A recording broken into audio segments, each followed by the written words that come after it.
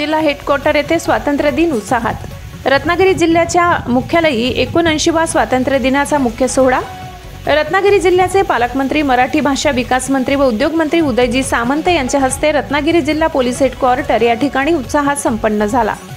कार्यक्रमाला जिल्ह्याचे collector M Devendra Singh, मुख्य कार्यकारी अधिकारी वैदेही रानडे, पोलीस अधीक्षक बगाटे व इतर सर्व शासकीय कार्यालयांचे प्रमुख अधिकारी, विविध पक्षाचे पदाधिकारी, विद्यार्थी, विविध पुरस्काराने सन्मानित केलेल्या व्यक्ती उपस्थित होत्या।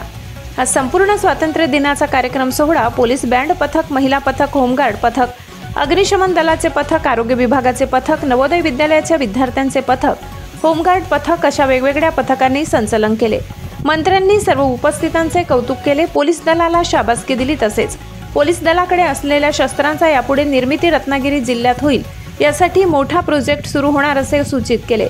जागतिक संघटनेने जगातील जी वारसा स्थळे आहेत त्यात रत्नागिरी जिल्ह्यातील रत्नदुर्ग किल्ला हे वारसा स्थळ म्हणून घोषित केले। त्याचे सुशोभीकरण, संवर्धन सर्व काम लवकरात लवकर सुरू होतील। गिरणा वार्ता कोकण विभागीय संपादक प्राध्यापक सुनील जोपडे, रत्नागिरी।